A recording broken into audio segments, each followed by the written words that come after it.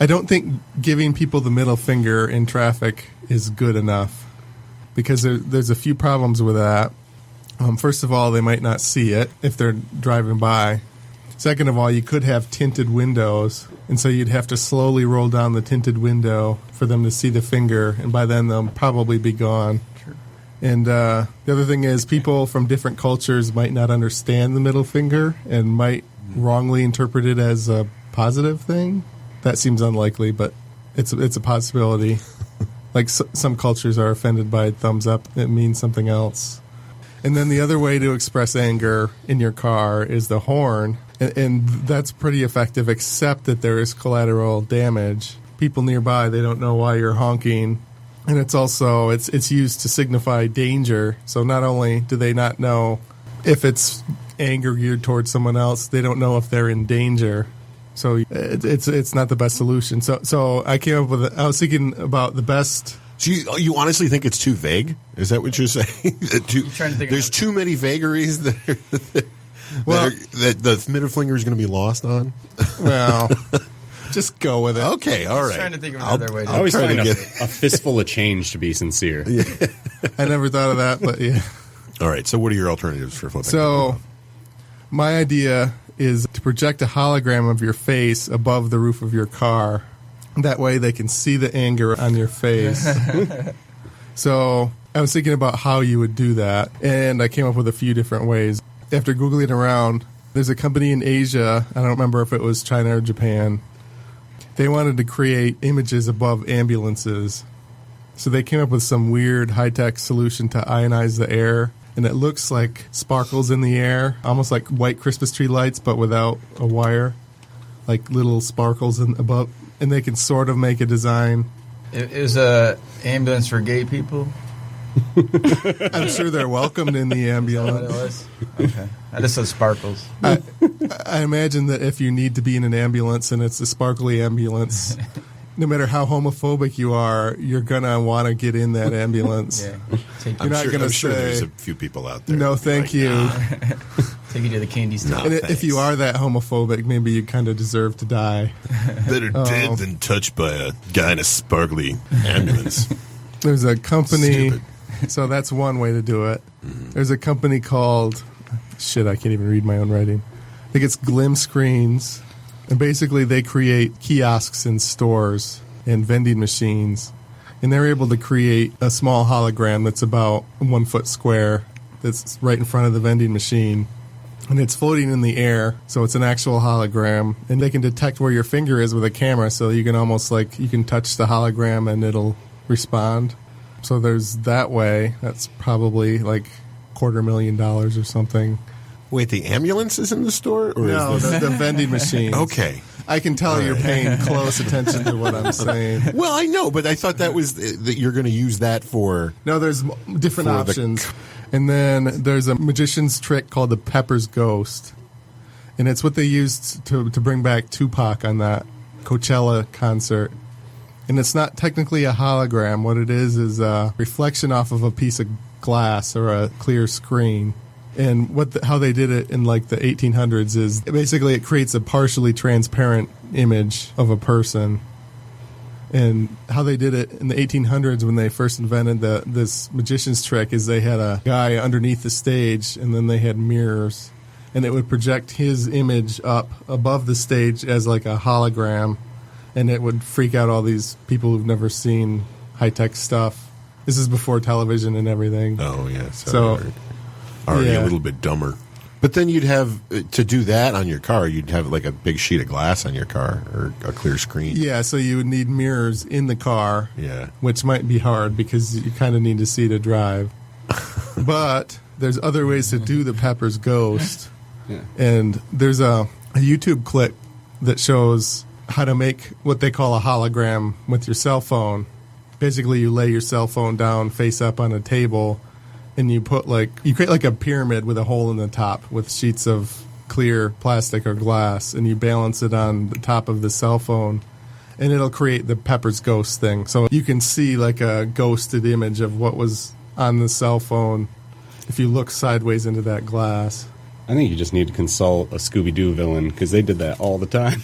Yeah, there was a lot of holograms in the Scooby-Doo thing. So, in this case, I am the Scooby-Doo villain because I'm saying how to do it. So you would just make a big version of that cell phone Pepper's Ghost.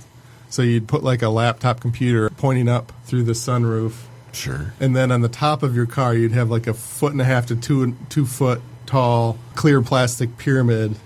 And so... Yeah, easy enough to get. Yeah. So this is all a much better alternative to flipping people off. I think. yeah. Could I have a hologram of me flipping someone off? Yeah. So it's still too vague. What if someone doesn't get that? That's a They need bad to see your thing. angry face. No, I'm pretty sure that would explain everything I wanted to.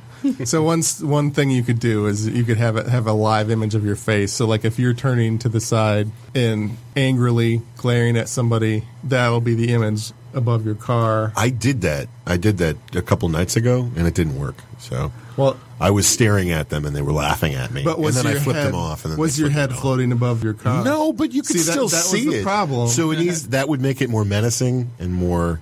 They wouldn't be able to see if they were next to you, maybe. That'd be for people behind or in front of you, probably. Well, so that's another thing. So you can Distance. do it. You can do it with the pyramid shaped triangle things, Oh, or right. there's a way to do it with a spherical bowl thing, so you could see a complete 360 view Yeah. of your head. In that case, there's software that you can buy. The image being broadcast out of the cell phone has to be distorted with software, so it looks right when it's seen through the side of this bowl. Can I filter my image to make myself look better? You think?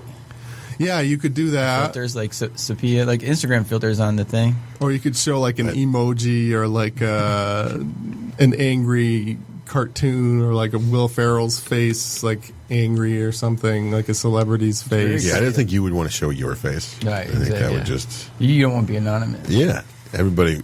A lot of accidents. I would imagine. Right?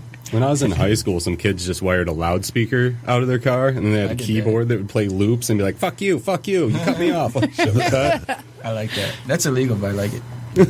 There's some problems with this, so people might freak out and crash. Since it's more personal, it might lead to more road rage. Like people might be more likely to like chase you down if your head gets broadcast and glares at them, and they can see your lips say "fuck you" or whatever. And maybe somebody else will think that you're talking to them and not the other car. Well, you're looking though. But there's a lot of cars out there. I mean, Well, yeah, I guess it could still be mistaken, but it's more directional than a car horn, which is But you can't look behind yeah, you. I think it's a little bit more, but yeah, someone's going to be on the other. He's going to be passing somebody on the right, and you're going to say "fuck you," and some dude is going to see that and be like, "No, I met him," and then he doesn't care because he's a biker and he's going to kill you. Why is your idea so bad? Jesus Christ! There's a few holes, but I mean, so. The last problem. So if a woman does it and she's hot and she yells "fuck you" at you, and you think, "Oh, she's hot," there might be like a stalker situation where all of a sudden people are following her just because she's attractive. So Yeah, I followed women She home might just need for to- having their brights on sometimes. What? Oh, that didn't happen. So yeah, in that case, she would probably use some sort of emoji or something. Is this something You that act you like really it's want not a to pursue? genius idea. Well, I think Jibtron said that. There's For a the lot record. of things going on Jibtron there. dismissed it. they should make it into like almost a laser tag game where you don't really find out until you stop your car, but you could shoot the people that you piss off. You're like, oh man, I ranked up 30 points. I'm lucky I didn't get shot in Yeah, Detroit I like today. that. Fuck my life. That is, yeah. See, that's Yeah, you have cool points. because then you know that. Oh, I've been You'd pissing have people to, off. you'd have like to make it. the laser tag gun like very non-menacing though. It'd have to be like a banana that you point. It's or attached something. to your horn.